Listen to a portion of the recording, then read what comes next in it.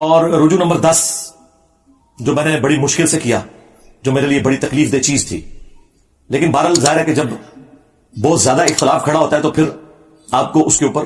رجوع کرنا پڑتا ہے. وہ آلموسٹ 8 سے 4 سال پہلے میں نے یا 3 سال پہلے کیا، اور وہ تھا حضرت معاویہ رضی اللہ تعالیٰ عنہ کی غلطی کو اجتہادی غلطی کہنا. اس سے میں نے رجوع کیا کہ ان کی غلطی اجتہادی نہیں تھی بلکہ وہ جان بوجھ کر تھی، اور احادیث اور آیات اسی پر گواہ ہے کہ ان کی غلطی کو کسی صورت اجتہادی نہیں کہا جا سکتا. زیادہ سے زیادہ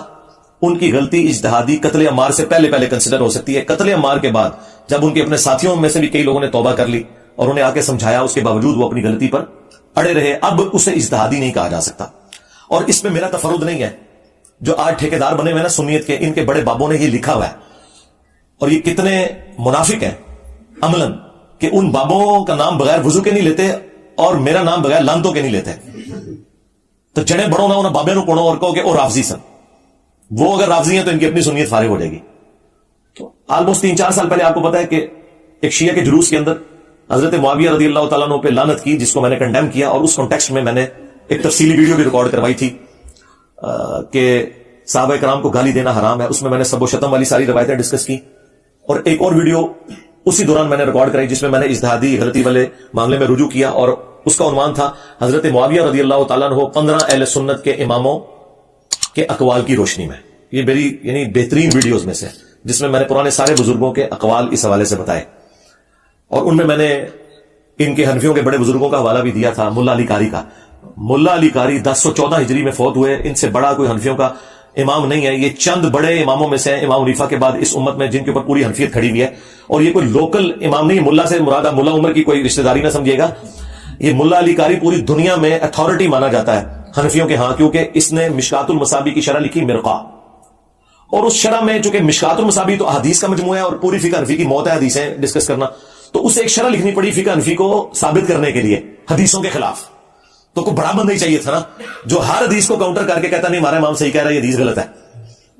تو اس کے لیے ایک امام لانچ ہوا، ملا علی قاری، جو بریلویوں اور دیوبندیوں کے امام اور حنفیوں کے بڑے امام، اور بریلوی دیوبندی کی تقسیم سے پہلے کے ہیں. وہ ملا علی قاری نے مرقہ لکھی، اور اس میں جب حدیث آئی نا 5878 قتل عمار والی حدیث، تو اس میں انہوں نے کچھ جملے لکھے، اور اب یہ اردو ترجمے کے ساتھ تو اب انہوں نے شائع کیا دیوبندیوں نے. میں تو بہت پہلے اپنے پمفلٹ کربلا بارے میں سے ڈال چکا تھا. انہوں نے جو جملے لکھے ہیں نا، میری ویڈیوز تو اس کے سامنے شائع کوئی نہیں. انہوں نے پہلا جملہ لکھا اس میں کہ حضرت معاویہ پر واجب تھا کہ وہ خلیفہ وقت علی ابن ابی طالب کی بیعت کر لیتے، یعنی انہوں نے واجبیت کا ترک کیا. جو مسلم میں آتا ہے جو بغیر امام کے بیعت کے مرا وہ جاہلیت کی موت مرا. وہ ساری حدیثوں کے حوالے سے انہوں نے کہا کہ ان پہ واجب تھا کہ اپنے امام کو پہچانتے. نمبر 2، دنیا کی منفعت کے لیے، خلافت کے حصول کے لیے اپنی خواہش کو ترک کر دیتے. یعنی انہوں نے کہا کہ یہ جو حضرت علی کے خلاف وہ لڑے، وہ کوئی قصاص عثمان کا چکر نہیں تھا، بلکہ وہ خود خلیفہ بننا چاہتے تھے. دیکھ لو، یعنی ایک بندہ اندر تک بڑھ گیا ہے، وہ دل دیکھ اور فتویٰ لگا رہا ہے. اچھا، نمبر 3، وہ باطن میں باغی تھے، لیکن ظاہراً خون عثمان کو انہوں نے اپنی ڈھال بنایا ہوا تھا لوگوں کو دکھانے کے لیے. بھی نام لکھا ہے، جیسے یہاں پہ پولیٹیشنز کرتے ہیں نا، سامنے کوئی اور ریزن رکھتے ہیں اور پیچھے کچھ اور ہوتا ہے. تو انہوں نے کہا کہ اندر سے وہ باغی تھے، وہ حضرت علی کو خلیفہ نہیں ماننا چاہتے تھے. پبلک کی آنکھوں میں دھول جھونکنے کے لیے انہوں نے حضرت عثمان کی شہادت اور قصاص کو اپنی ڈھال بنایا ہوا تھا لوگوں کو دکھانے کے لیے. آپ ذرا یہ جملوں کے اوپر غور کریں. نمبر 4، انہوں نے کہا کہ قتل عمار والی حدیث تقتلہ الفئۃ الباغیہ 2812 2812 یہ میری بوتل ہوتے لکھا ہے. اچھا، قتل عمار والی حدیث حضرت معاویہ کی چھپی ہوئی بغاوت کو ظاہر کر دیتی ہے. یہ چوتھا فکر. اور 5واں انہوں نے لکھا کہ حضرت معاویہ کے عمل نے قرآن اور سنت دونوں کو پیٹھ کے پیچھے ڈال دیا. یعنی بجائے انہوں نے قرآن و سنت پہ عمل کرنے کے، انہوں نے اپنے اس نفس کی پیروی کرتے ہوئے یہ سب کچھ کیا. مجھے بتائیں اس کے بعد کوئی جملہ رہ گیا کہ کوئی بولتے؟ پھر پتہ کیا انہوں نے اینڈ پہ کہا، لیکن ہمیں چاہیے کہ ہم اپنی زبانیں بند رکھیں. ہاں، یہی تو ہم کہہ رہے ہیں کہ ہم اس سے ہلکی باتیں کر کے اور ڈائریکٹ حدیثیں بیان کر کے اپنی زبانیں بند کیے ہوئے ہیں. اور ملا علی قاری یہ سارے فتوے بیان کر کے بھی کہہ رہے ہیں زبان ہمیں بند رکھنی چاہیے. یعنی ملا علی قاری المتوفی 1014 ہجری، یقین کریں میں تو اس کے بعد انہیں دل سے کہتا ہوں رحمہ اللہ. ہاں، انہوں نے بتا دیا کہ یہ سارا اختلاف کرنا کوئی رافضیت نہیں ہے. اور دوسرا فتویٰ ملا علی قاری سے بھی بڑے امام جو ان سے بھی پہلے گزرے 855 ہجری میں فوت ہوئے، انہوں نے عمدۃ القاری صحیح بخاری کی شرح لکھی، بدر الدین عینی، ایک ہی زمانے میں دو امام ہیں، ابن حجر اسقلانی نے فتح الباری لکھی 852 ہجری میں فوت ہوئے، اور 855 ہجری میں 3 سال کے بعد انہی کے زمانے میں تھے فوت ہوئے بدر الدین عینی، انہوں نے بخاری کی شرح لکھی، اور انہوں نے بھی وہی کام کیا جو مشکات کی شرح لکھتے ہوئے فقہ حنفی کو ثابت کرنے کے لیے جو مولا علی قاری نے پاپڑ بیلے تھے نا، وہی پاپڑ بخاری کے خلاف بیلے بدر الدین عینی نے اپنی فقہ حنفی کو ثابت کرنے کے لیے، کیونکہ بخاری تو فقہ حنفی کے خلاف ہے۔ اچھا، انہوں نے بھی یہ کیا کہ وہ 7083 نمبر حدیث جو بخاری میں آتی ہے نا کہ جب کوئی مسلمان دوسرے مسلمان پہ تلوار اٹھائے تو دونوں جہنمی ہیں، اس کی وہ شرح لکھتے ہیں، اور یہ اس کانٹیکسٹ میں ہے کہ وہ ایک تابعی جو ہے وہ حضرت علی کی حمایت میں کھڑے ہوتے ہیں، تو ابو بکرہ صحابی انہیں روکتے ہیں کہ بھائی میں نے رسول اللہ سے سنا تھا جب ایک مسلمان دوسرے پہ تلوار اٹھائے تو دونوں جہنمی ہیں، اور پھر ہم نے نبی علیہ السلام سے پوچھا کہ جو قتل ہو جائے وہ کیوں جہنمی ہے، قاتل تو جہنمی ہے، تو نبی علیہ السلام نے فرمایا اس مقتول نے بھی تو اپنے بھائی کے قتل کا ارادہ کیا تھا، وہ بھائی کامیاب ہو گیا، لہذا دونوں ہی جہنم میں۔ اس حدیث کو استغفر اللہ واتوب الیہ حضرت ابو بکرہ نے حضرت عائشہ اور حضرت علی کی جنگ کے اوپر فٹ کر کے اس میں کیا رزلٹ نکالا کہ دونوں جہنمی ہیں، تو غلطی لگی ان کو، انجینئر ہوتے ان کے ساتھ ہوتا ہے انجینئر ابو بکرہ، تو یہ رافضی کہہ دیتے، لیکن وہ انجینئر نہیں تھے نا، سمپل صحابی تھے، وہ ابو بکرہ کہہ دیا۔ اب یہ اتنی خطرناک بات تھی، اور یہ بالکل ردی کی ٹوکری میں ان کا فتویٰ پھینکنے والا ہے، یہ حدیث اس کے بارے میں ہے ہی نہیں ہے، یہ حدیث اس صورت میں اپلائی ہوگی جب کوئی ناحق کسی کے خلاف تلوار اٹھائے، کوئی لسانیت کی بنیاد پہ لڑے، لیکن جب سورہ الحجرات میں آیا کہ جب مومنوں کا گروہ باغی ہو جائے اس کے خلاف تلوار اٹھاؤ جب تک کہ وہ توبہ نہ کر لے، اسی کے تحت حضرت علی نے جنگ جمل صفین اور نہروان لڑی تھی، حضرت علی سے زیادہ کوئی قرآن نہیں جانتا تھا، یہ حدیث حضرت علی پہ نہیں فٹ ہوتی تھی نہ حضرت عائشہ پہ، حضرت علی نے جنگ بالکل حق کے اوپر کی، اس کے اوپر خیر میں الگ سے کہ یہ ویڈیوز میری ریکارڈڈ ہے۔ بہرحال یہ جو حدیث ہے نا 7083 اس کے کانٹیکسٹ میں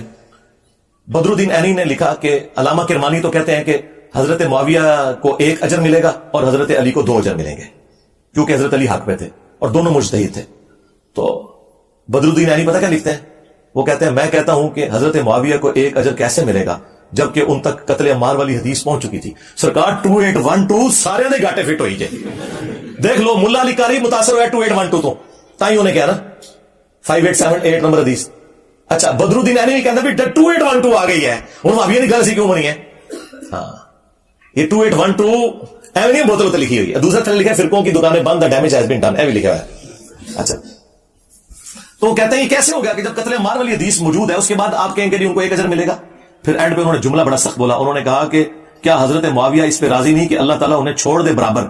بجائے اس کے کہ انہیں 1 اجر بھی ملے، اللہ تعالیٰ انہیں اگر بخش دینا ان کے لیے یہی لائف ٹائم اچیومنٹ ہے، اجر تو چھڑ دو۔